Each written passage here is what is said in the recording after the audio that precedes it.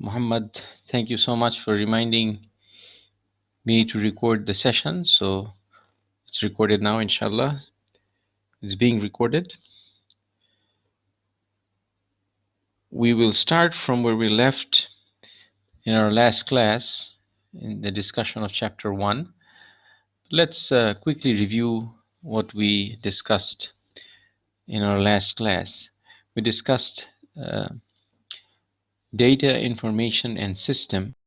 So quickly, can you define data? Can somebody define data for us?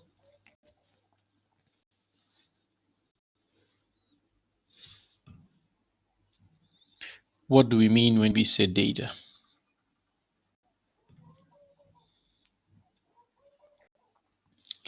Incomplete piece of information, small piece of information, right? That's a better way to define small piece of information. It's usually not complete, right? But you can use it to make decision if you have the rest of the decision. It's part of the information, right? Very good. What is information?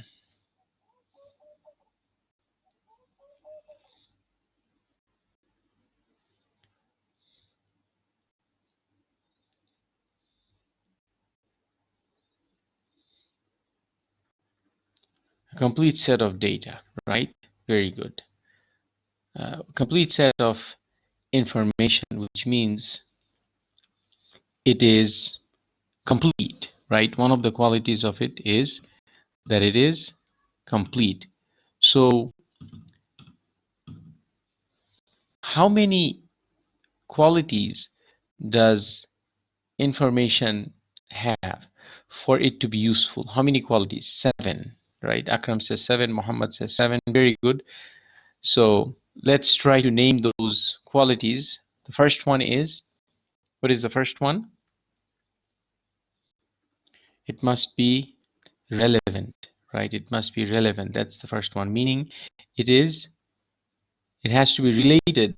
It has to be related to what we're looking for. What is the second one?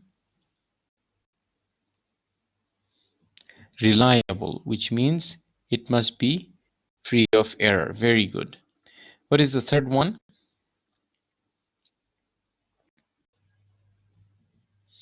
Complete, right? Which means the information should not be missing anything. It should be complete. What is the fourth one? Accessible. Very good. The information must be accessible. It should not be somewhere which we cannot get access to, either a website link or in a room that is locked, right? If it is not accessible to us, that means we cannot use that information. What is number 5?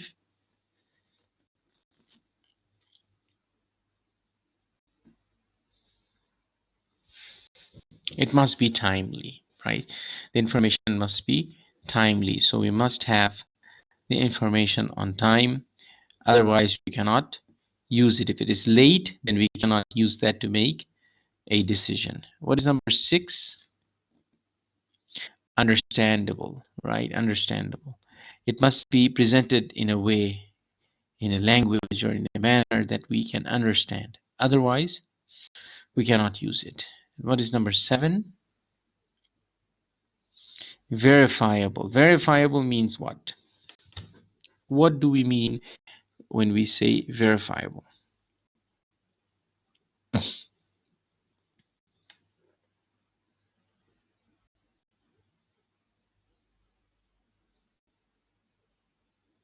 Anyone?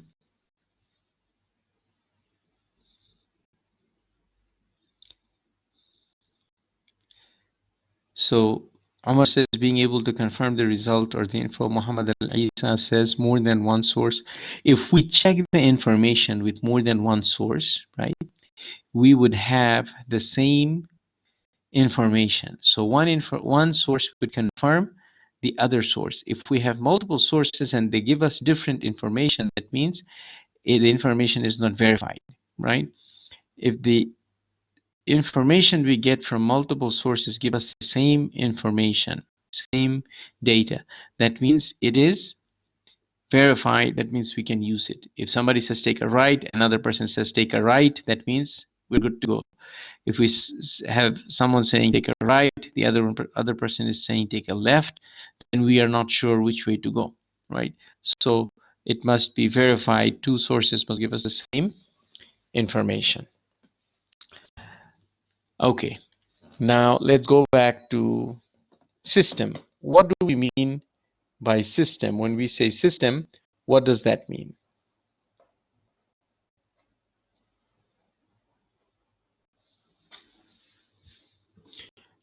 Hamad says, do these 7 steps need to be in order? No, they don't.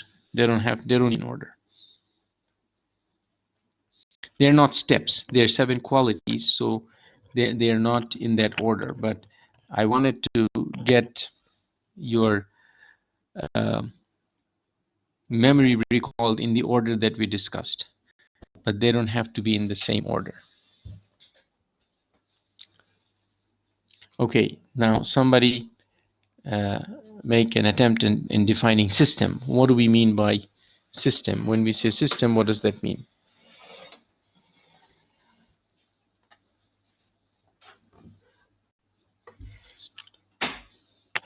A set to accomplish a goal. Okay, and anything else?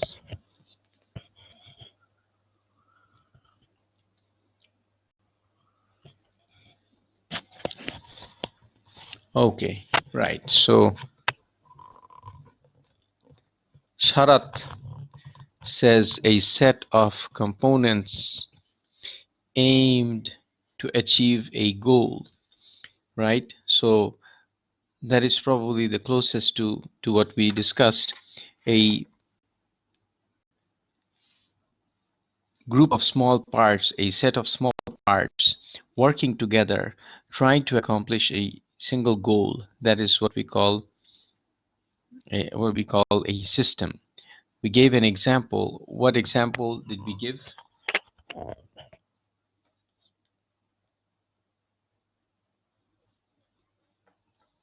CVE, right? Qatar University, right? Now, we discussed something called a subsystem. Do you remember what it was?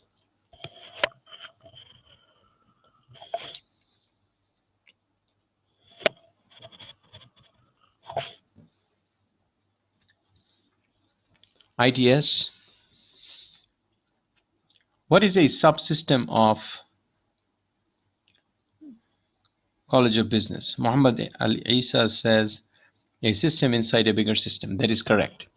A subsystem is a system inside a bigger system. So an example of a smaller system inside the business is what? How did we define that? Do you remember?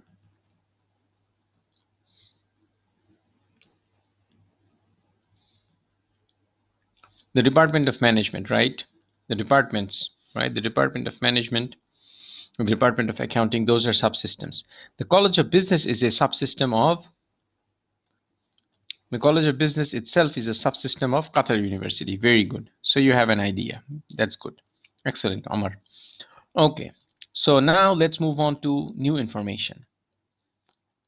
Before we get to more information on chapter 1, I would like to share with you something about how your brain learns. And as a student, you should know something about how to study and how your brain learns. This study, Haiti and Yates, they demonstrate that you must touch information multiple times, preferably in different ways to move it from short-term to long-term memory. We have a short-term memory which um, can contain a little bit of information, and it can contain that information for a short period of time. So for example, if I were to tell you a number, I'm going to share with you a number, and I want you to remember this number and type it, right? Ready? 4403 5071.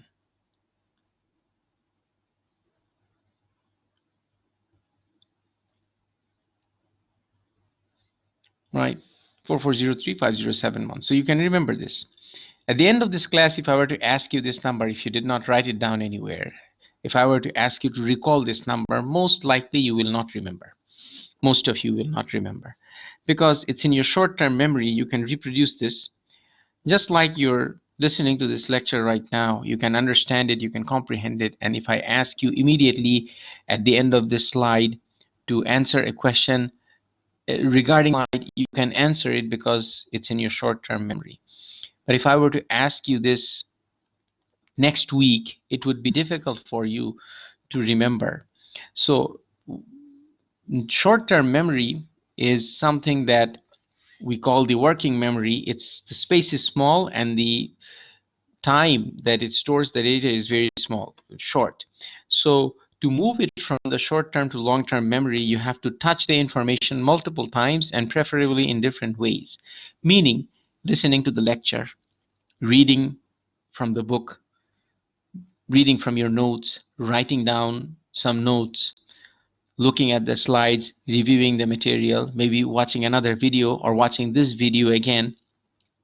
This will move this information short-term from your short-term memory to your long-term memory. And the limit to the long-term memory, how much long-term memory do we have, how much space do we have, actually we don't know the capacity. For our purposes, we cannot use all of it in our life. So for our purposes, it is as much as we need. It is more than what we can handle. So there is no practical limit, although there is a limit, but we don't know what that limit is. Nobody has reached that limit. So we can move information, but if we don't move it from the short term to the long term memory, then the information will be lost. And to keep this information in the long term memory, to learn the material and to remember the material, we need the second point, the time, goal orientation, supportive feedback, accumulated successful practice, and frequent review. What does that mean? You need to take the time to put this information from your short-term memory to your long-term memory, and this cannot be done in a very short period of time. You need some time to do this. So if you were to study everything in 1 day or 2 days for the exam, you would not learn the material. You might answer a few questions and you might answer them well in the exam, but it will not necessarily move into your long-term memory. So you actually have not learned the material. And if those same chapters were to come again in the final exam, you would have to learn them again. So you need to learn this over a period of time, and you need to have a goal orientation. You need to have a plan. This is what I'm going to study today, this week, next week, etc. And then following that, you need supportive feedback. So the quiz will give you a feedback whether you have learned the material from chapters 1 and 2 or not, right? And then to ultimately gain benefit from this, to learn and gain benefit, you need accumulated successful practice and frequent review. So if you, let's say, look at these slides and you review the material today from chapter 1 and you leave it alone for 3-4 weeks without looking at it again, then you would have to relearn the material. So reviewing it frequently would save this material in your hard drive, and you won't have to spend a lot of time in recalling the information. So if you studied something this week and you take 10 minutes to review it next week, it will keep that thing fresh in your mind and you don't have to learn from scratch again. Does that make sense? Now, I'm sharing this information with you about this because this is not just about this course, but this is about your whole experience as a student in this course and beyond. This is a lifetime thing that you can keep because your success is important to me, not only just in this course, but in your careers, in your life. Once you're my student, your success is important to me, just like the success of my children. So this information is probably more important than the accounting information system information, which you can only use in particular settings. But this, inshallah, if you do this, if you keep this in mind as you learn, it will help you, inshallah. Is that clear? Are you following?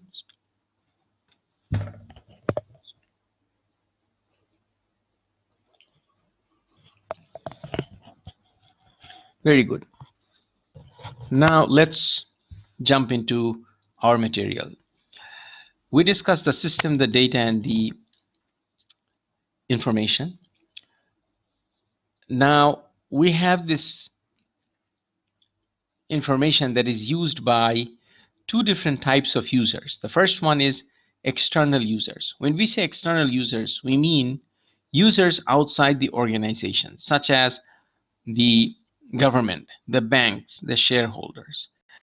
The information that we have to produce from our accounting information system for the external users is mandatory in nature, meaning this is not optional. The government requires you to produce, for example, annual reports for the shareholders and for the government. This information is mandatory. This is not optional. You have to provide this. This is must.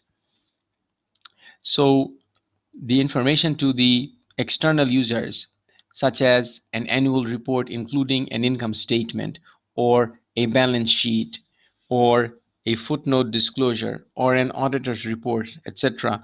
These are mandatory pieces of information and they must be given to the external users.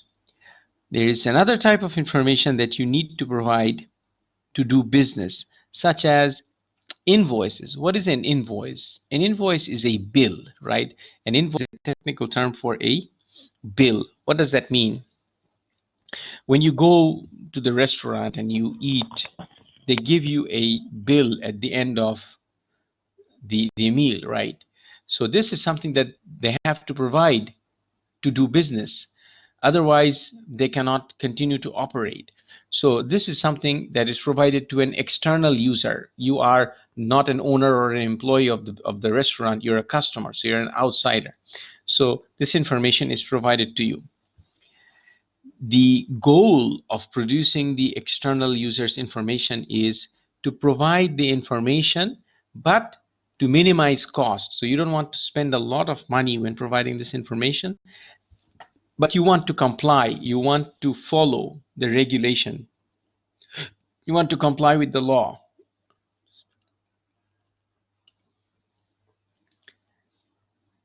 So far, so good.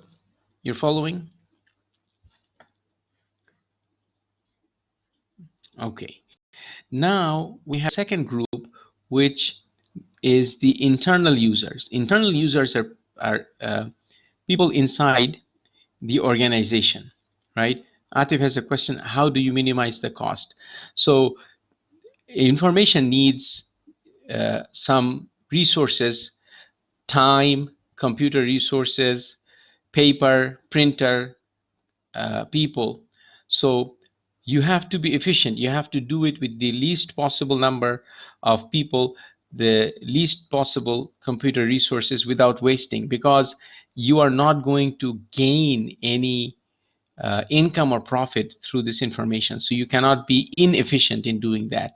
If two people can do it with two computers, then that is better than four people doing the same thing, right? So you need to do it with the least possible resources. Does that make sense? Okay. You could print the same information in a very fancy, on a very fancy piece of paper, but it is not necessary, right? So there are many ways to save costs, right? Hamad says low cost, high profit. Basically, there is no profit in providing this information, right? This is a compliance issue, meaning you have to do this, so you want to do it with the least possible cost. For example, now whenever you go to enter any supermarket or any business, they ask you to show them what?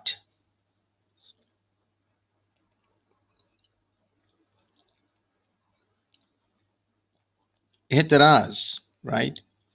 Now, this is necessary information that you have to provide. For that, you need a smartphone. You can buy a smartphone from a few hundred reals to thousands of reals, right? It will have the same ihtiraz. So here, if your only goal is to provide the ihtiraz, you can buy a phone for 200, 300, 400 reals as opposed to 3,000 reals, right? So your goal is to provide the information and you can do it with the minimum cost. Does that make sense?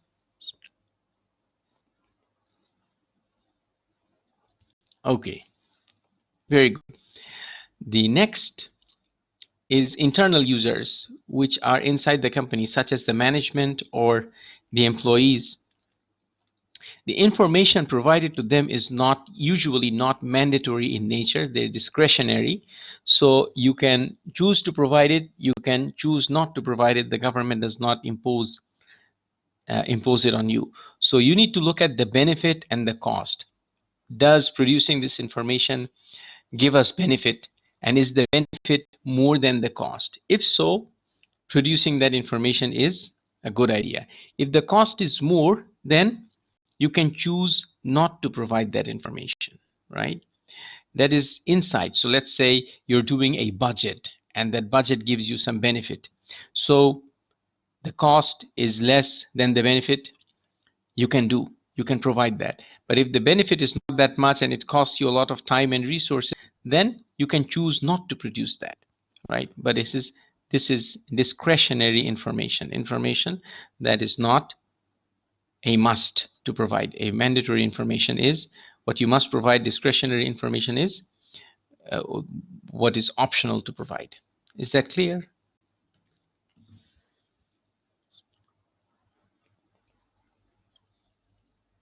Okay, now move on to the next.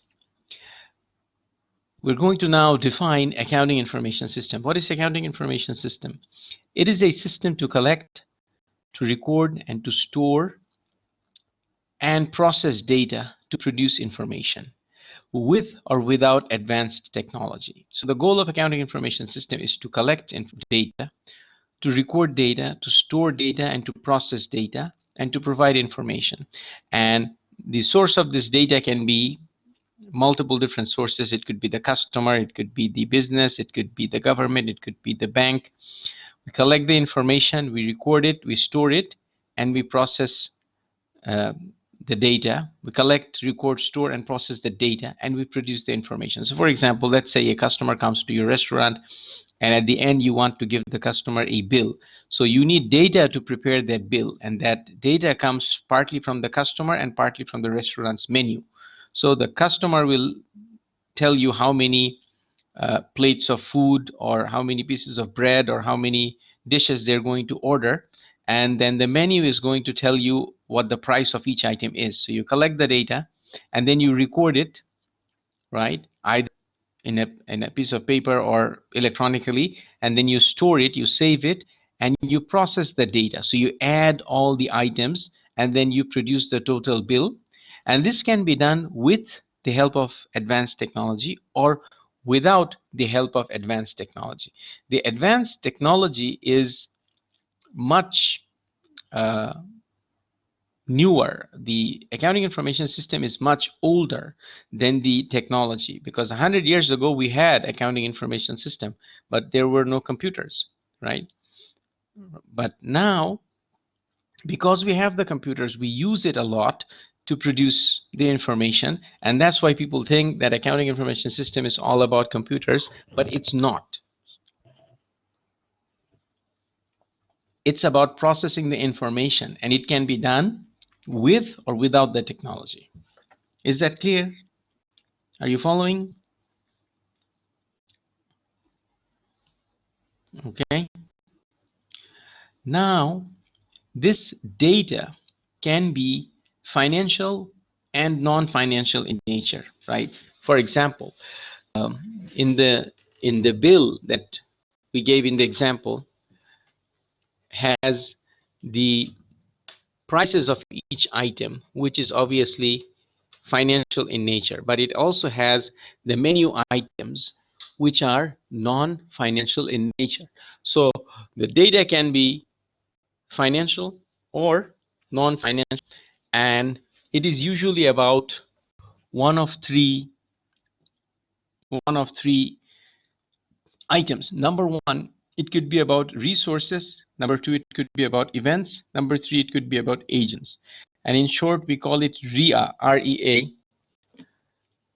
Resources include things that the business uses for operating, such as computers, buildings, right, furniture. Those are resources. Events are things that happen like a sale or a purchase or a hiring of an employee, right? And agents are people who are involved in the transactions, in the events, such as the salesman or the manager or the employee or the customer, right? So we have three different aspects about which we collect data: resources, events, and agents. Okay? You can stop me and ask me questions anytime if something is not clear, inshallah, and I'm going to continue, inshallah. The information that we have is going to be used to make decisions, right? That's why we're talking about the qualities of information. These decisions are made by different people, and we need to understand a little bit about the different types of decisions people make.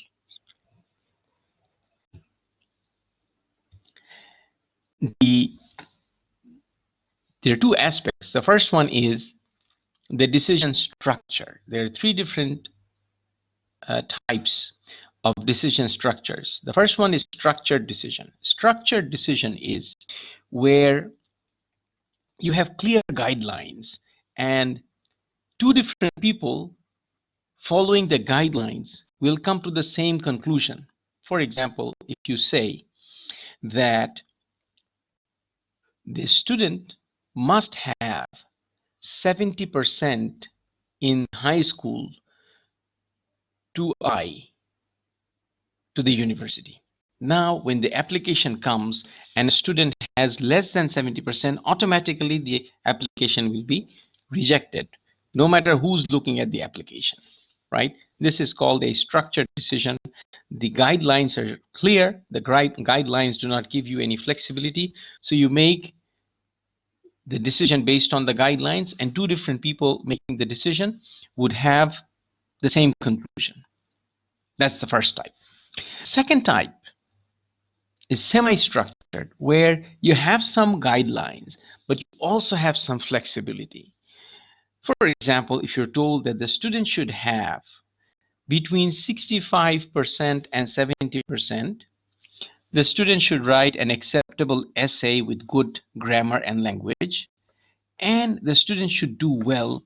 The student should do well in the personal interview. Now, between 65 and 70, a good essay and the interview, you might have the same student accepted by one of the people who's making the decision, while the student is rejected by someone else because the essay may not be as appealing to one of the interviewers, or the interview may not have gone well with one of the interviewers, etc. So there is some structure. The student obviously who's got 50% will not be admitted, right? But anybody who's between 65 and 70, two different interviewers might make different decisions about the same student. Does that make sense? So there's some guideline and some flexibility. Is that clear?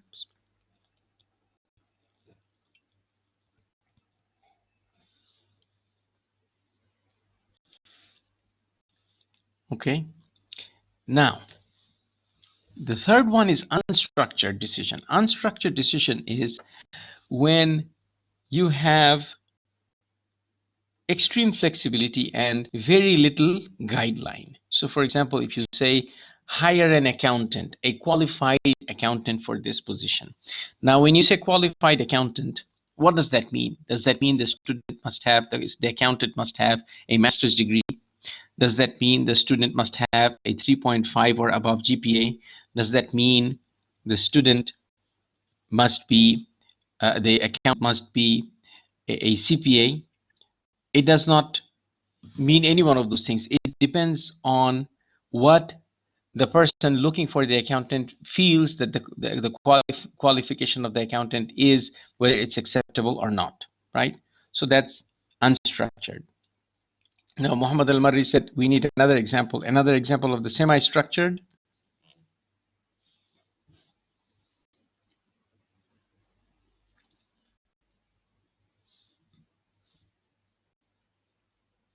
Okay, all right. You give me an example of a semi-structured decision.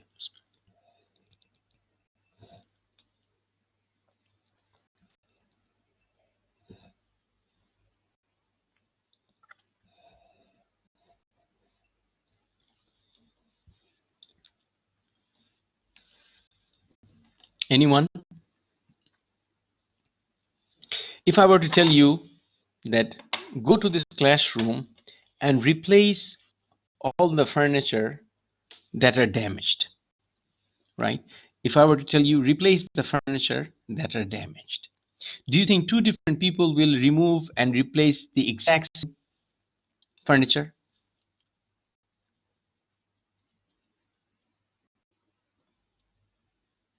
They will not, right? To someone, damaged furniture means a leg is missing. Another person, it may be a little bit of scratch on the surface of the table, right? So if it is not defined 100%, two different people might make two different decisions. Are you following? Right? So it has got some guidelines, right? But it is not completely structured. You could say you quality words, right? The qualitative words like clean or strong or damaged, things like that, right? Things like that give you some flexibility, whereas, or ranges, right? A range gives you flexibility between this and that, between 50 to 60%. But if you say that 80% is B, 85% is B plus, right? That is no longer semi-structured. Are you following? Semi-structured is that which has some flexibility. You can decide, right? If I say try to be on time, right? Is that structured?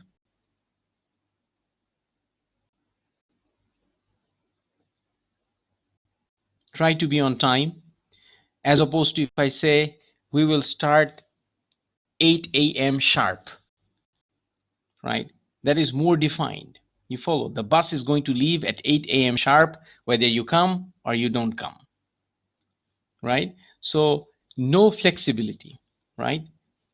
Whereas semi-structure gives you some room to play, some room to uh, have some flexibility. Now, Muhammad says assignment rubric is structured. It can be structured, it can be semi-structured, right? It can be structured, it can be semi-structured. It depends on what type of assignment it is and what exactly are you looking for, right? So for example, if I give you an assignment to record debits and credits, the rubric is going to be pretty structured. And if I ask you to write something, write a paragraph about something, the rubric could be semi-structured, right? So it depends. Is that your question, Muhammad?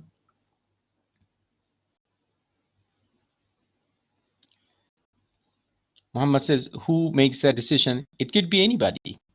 It could be the accountant, it could be the manager, it could be the shareholders, right? Anybody could make that decision. And we're going to discuss that in the next slide, where decisions are made, right? In just a couple of minutes. So do you understand the difference between structured and semi-structured? Is that clear? It could be It could be. Muhammad says it could be a normal employee. It could be, right? And I'm going to share with you the different places in the business where these decisions are made in the next slide, inshallah. Okay?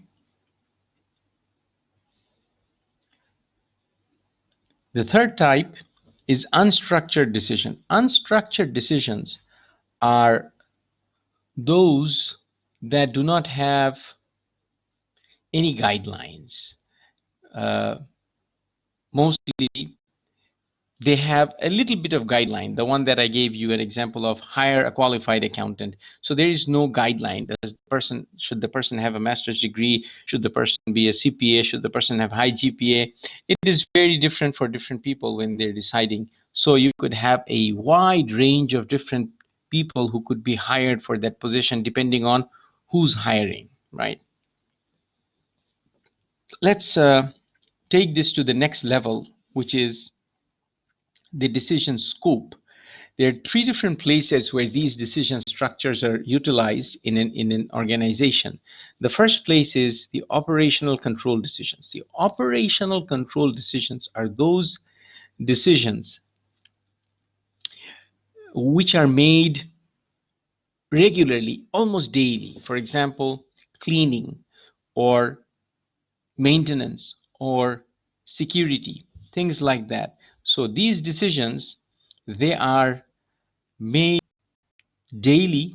You could tell the electrician that anytime somebody calls when the air condition is not working, you should immediately go. You should not wait, right? It should be fixed right away. Or you could tell the cleaning crew that the bathrooms must be cleaned 3 times every day: 8 a.m., 12 a.m., 4 p.m. 8 a.m., 12 p.m., 4 p.m. 3 times. Doesn't matter whether the bathroom is used or not used, you have to clean. So there is no room or flexibility. 8 a.m., they must go there. No matter who the employee is, there is no flexibility. The decision is you go and you do the work, right? Whether it's clean or not. You clean it. You make sure you go through the process. These are usually in the operations, daily operations, regular operations, right? The second type are management control decisions, which are not as regular as the operational control, but they happen in frequent intervals. For example, scheduling, the scheduling of the AIS class, right? The accounting information system class must be offered every semester. Now, this is something that has to be offered. It can be in the morning, it can be in the afternoon, it can be taught by Professor A, Professor B, Professor C. It doesn't matter, but it has to be offered, right? So there is some guidelines and then there is some flexibility. And these things happen in frequent intervals, like once a month, once a semester, twice a year, something like that. And there is some guideline and then there is some flexibility usually for the management control decisions. All right. And the third type is strategic planning decisions. Those are usually unstructured. They can happen sometimes even once in the life of the organization. For example, when I came to Qatar University in 2011 fall, we did not have a College of Medicine. The university decided to open a College of Medicine, and now we have one. So this is a once in a lifetime decision. Now, once the College of Medicine is open, there is no more decision to make whether we should open one or not, right? It's open. There is nothing that said you have to have a College of Medicine, because we did not have it for a long period of time. And there is nothing that said that you cannot have one. There is nothing that said that you have to offer so many degrees or have to have so many students or professors. It is totally flexible, and it is also flexible in whether you need to do it or you don't have to do it. This is also flexible. So the strategic planning decisions are usually unstructured and they don't happen frequently. It is possible for it to happen once in the lifetime of the organization. Does it make sense? Now about the two uh, settings, the decision structures and the decision scope. Are you following? Is it clear? Okay. Muhammad Al-Marri, is that clear to you? Okay, very good. Now we go to the next topic, that is value chain. What is a value chain? A value chain is a set of activities, a chain of activities, one coming after the other, and they're adding value to each other. The activity before the activity in hand is adding value to this. For example, you're registered in this class, but before you registered for this class, you had to complete financial accounting and managerial accounting. And those two courses, whatever you studied and learned in those two courses, is adding value to this course. I am relying on your knowledge from those two courses, and I am adding to that. So the previous activity is adding value to the next activity.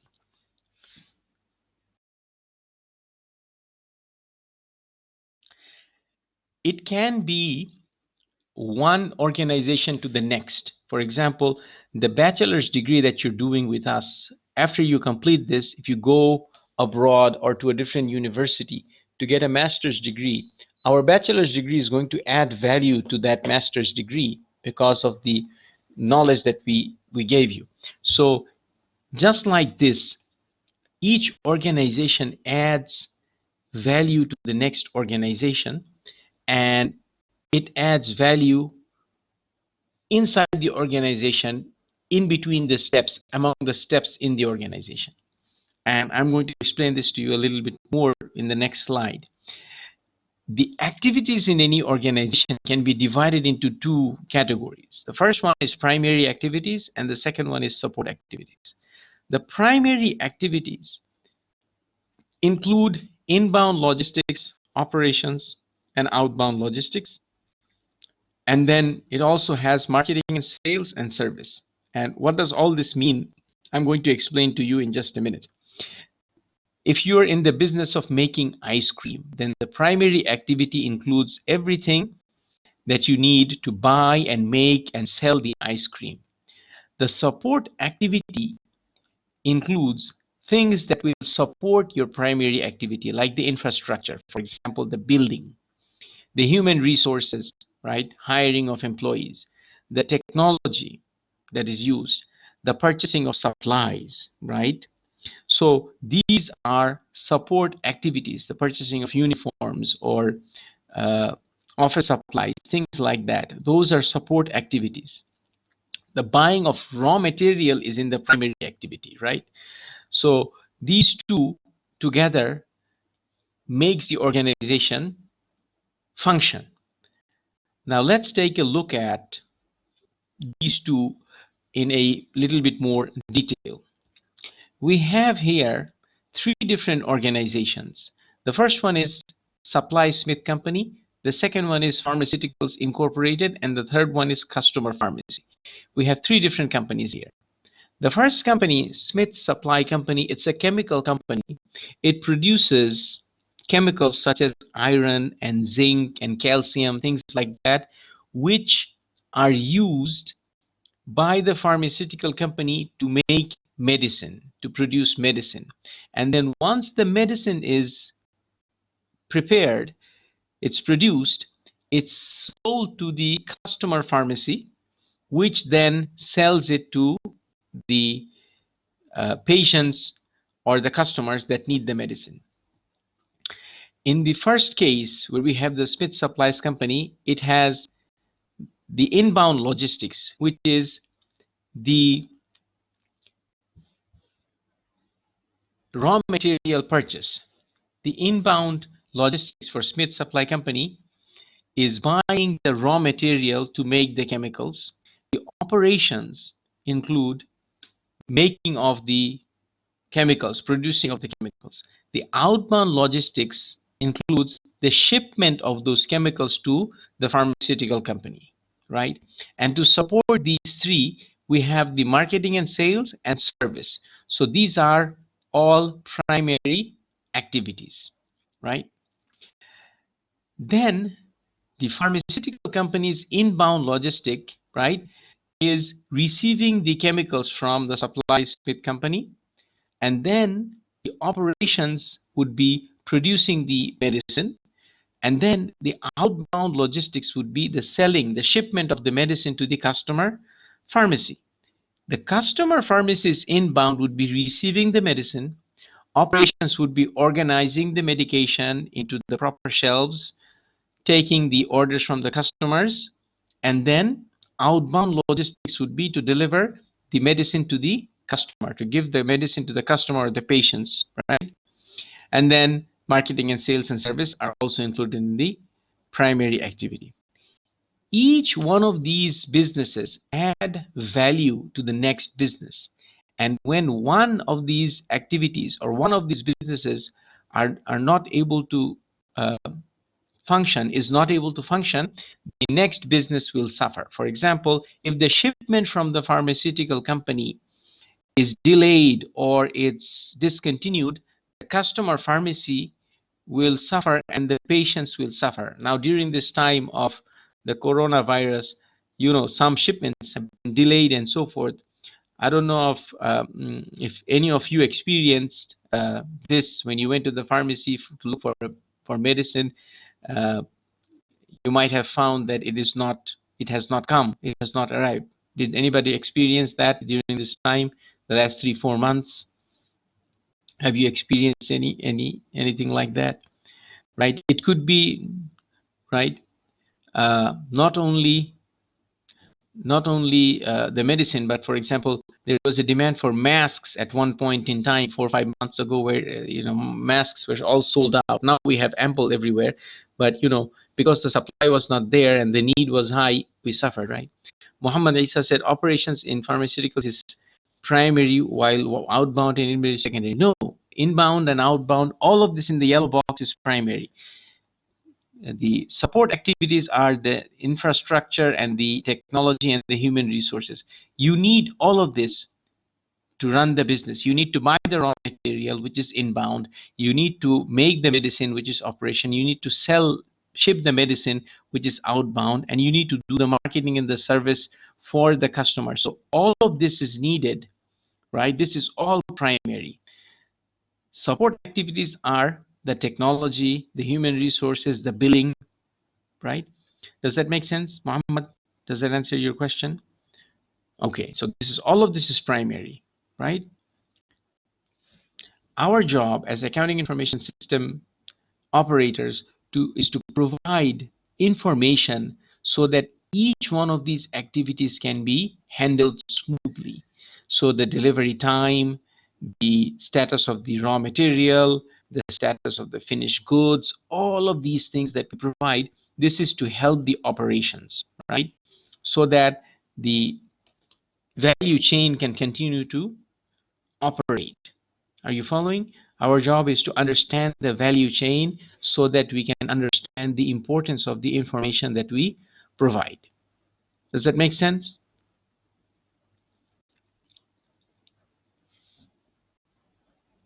Any questions about the slide? Is it clear?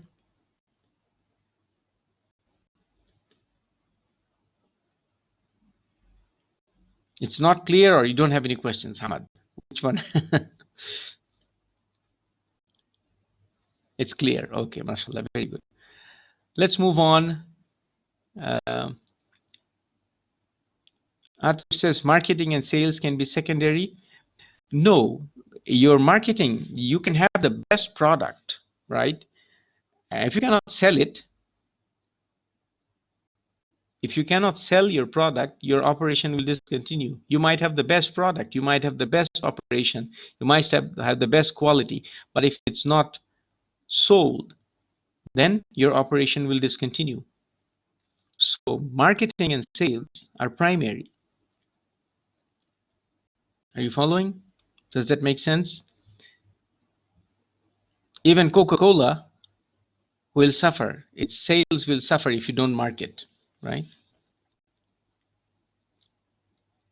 Okay. Now, here is a question. See if you can answer this question. Uh, Abdul Hamid has formed a business that sells carved gourmet coconuts. You know coconuts, right? Hamad says marketing is primary. Marketing is primary. Uh, Abdul Hamid has hired 4 employees. The most senior is Abu Bakr, who manages the carving process. So he carves the coconuts. He takes the fruit out of the coconut. Laila is the newest employee. She collects the coconuts. Ali, as you might expect, takes calls from the customers who are unhappy with their coconuts. And Fatima tosses finished coconuts into the sea, whereupon they drift to the wholesaler. Which of the following functions in the value chain is Laila performing? So uh, I'm going to put up the poll in just a second. Read the question and answer this question. And then we will discuss your answer, inshallah. Hamad loves this story. Very good. Excellent.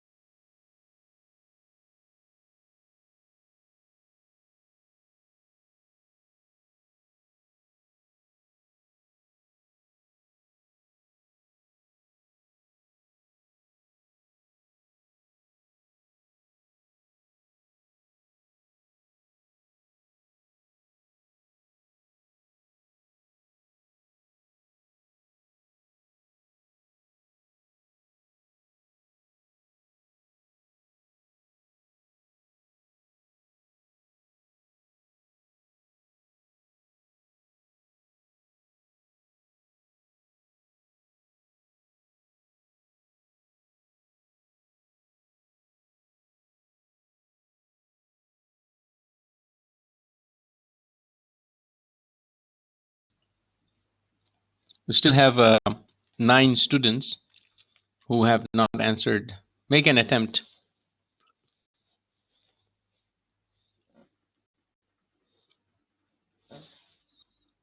Try to answer, and we'll discuss.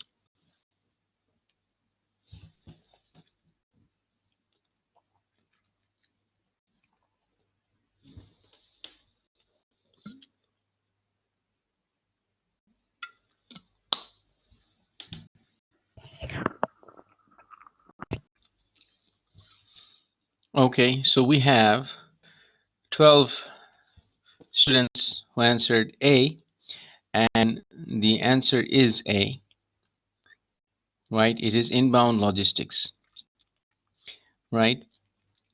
It is inbound logistics. Now, Abu Bakr, right, who manages the carving process, what is Abu Bakr doing? Abu Bakr's task is which one? Let's see if you can answer that. Operation, very good. Laila is inbound collecting, bringing the coconuts in. Ali taking call from customers, which would be what?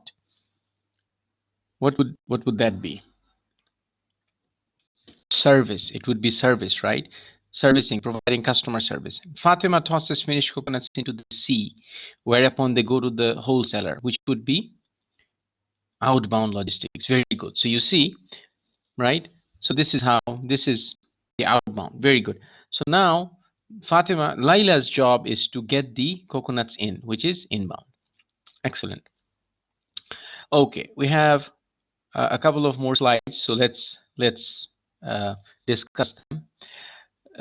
We have a large selection of uh, technology that we can choose from for any business, but we need to understand the type of business and the business strategy and the strategic position to decide what technology to invest in.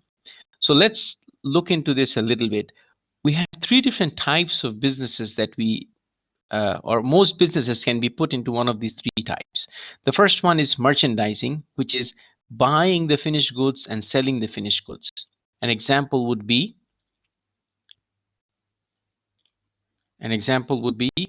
a business in Qatar. Give me an example, or merchandising company. Carrefour, very good. Carrefour, Lulu, Almeida, all of those are merchandising companies. Buy a bottle of shampoo, sell a bottle of shampoo, right? Manufacturing, give me an example from Qatar. Manufacturing, buying raw material and making a finished goods. Baladna, very good. What else?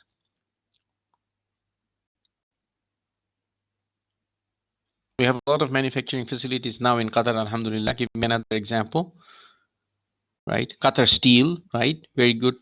Camco, very good. Dandy, right?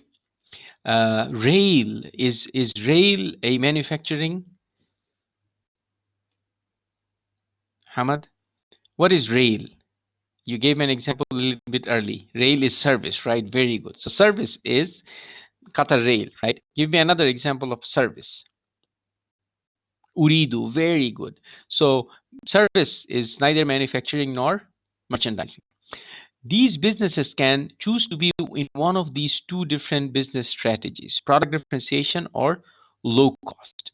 Product differentiation is when you claim to have a product that is unique and you charge a little bit more for that. For example, Starbucks coffee.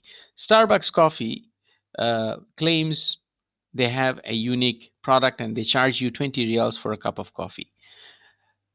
On the other hand, the low cost is your 1 real karak, right? The 1 real karak, no cafeteria claims that theirs is special. Even if they do, they don't charge you anything more than the 1 real in most cases. But my question is, are all karak the same? Is it the same no matter which cafeteria you go to? It's not, right? I agree with you. I haven't had a cup of karak from a cafeteria since March, which is a big downside of this lockdown and whatnot. Anyhow, you get the idea. The business has to be in one of these two strategies, or it can be somewhere in the middle, right? So the business has to decide which business strategy it will adopt. The second thing the business has to decide is which strategic position the business would be. The first one is a variety-based position. What does it mean, a variety? The word varieties, right, with an IES in the end, varieties, right? That is misspelled. Varieties is uh, multiple different varieties. Like, for example, you can have varieties of fruits or varieties of vegetables, right? That means multiple different types. But when you say variety, that means one particular type. So the business is trying to target one particular type of customers, and their product is targeted for that one particular customer. Starbucks is trying to target customers who have extra money and they love coffee. So they're willing to pay 20 reals and they have the extra 20 reals to pay for that coffee and they love the coffee that much. It's not for just anybody, it's for a particular group of customers. And a variety based position can be product differentiation, it can be low cost. In this case, in the case of Starbucks, it is variety based and it is product differentiation. Can you give me an example of a variety based targeting one particular group of customers, but it is not product differentiation?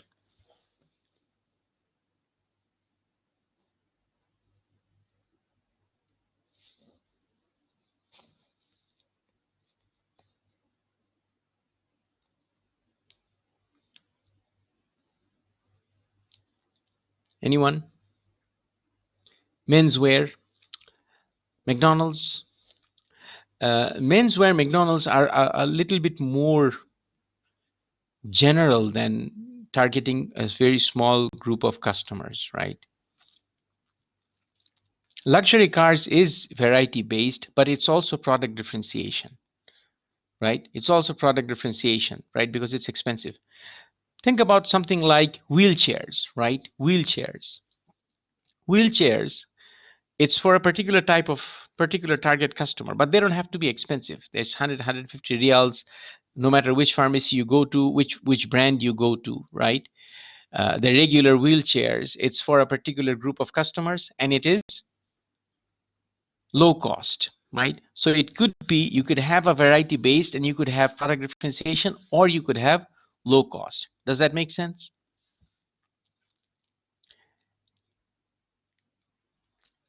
Eyeglasses.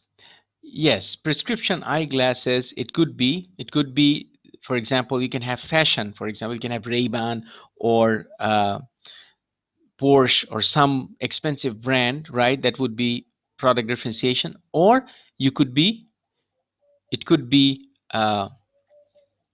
low cost as well, right? Very good. So not everybody needs an eyeglass. So it's targeting only those people who have trouble seeing. Very good.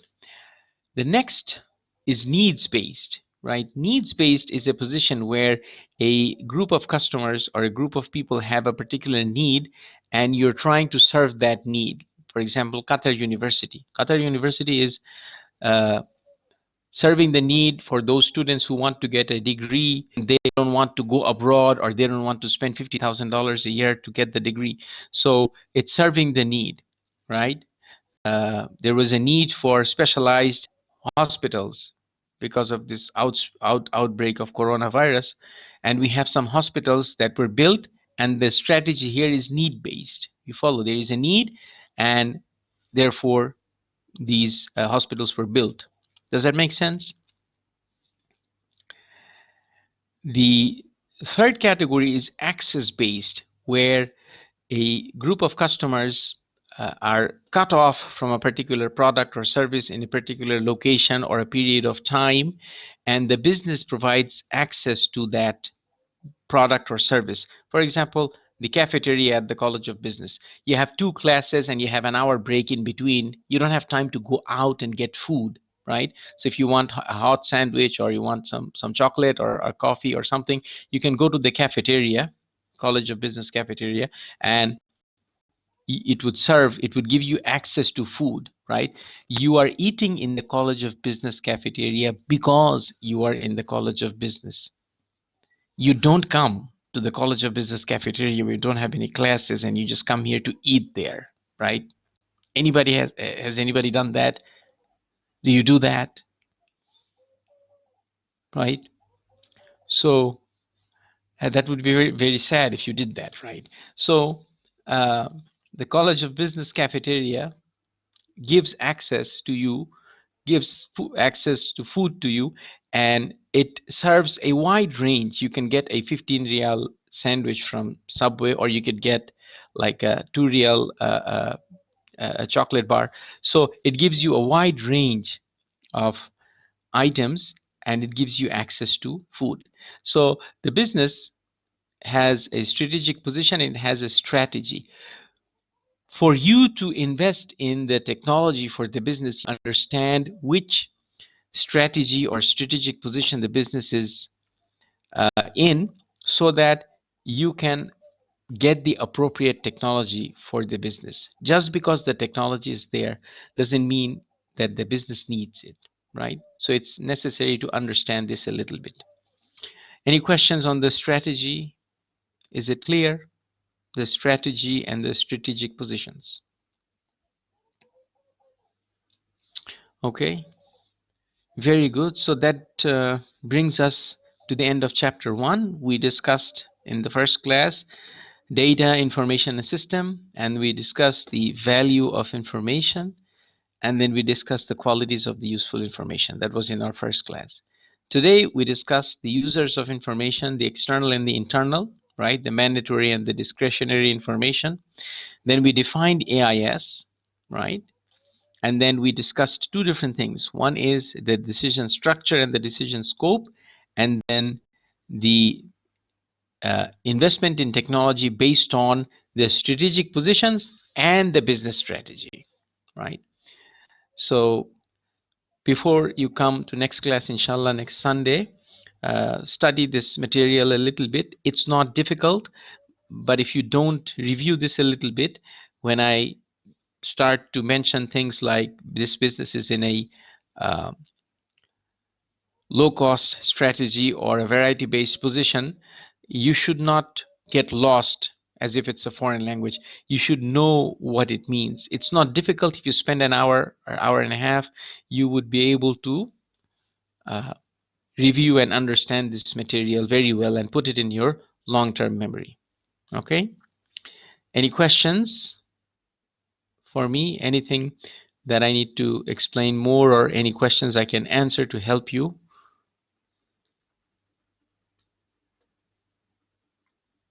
The videos should be available to you following the class. The first class's video is not available to you. It should be available to you now. I don't have to post. It should become available to you.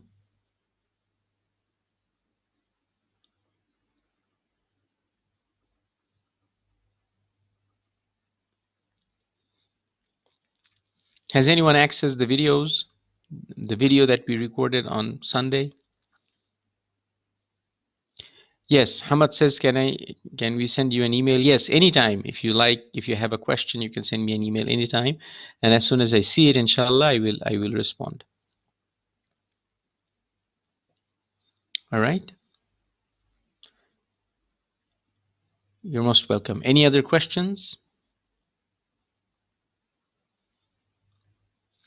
All right then, inshallah, I will see you on Sunday in this session. Okay, Akram says videos are not there. Okay, I will check into it, inshallah. I will check why these are not there.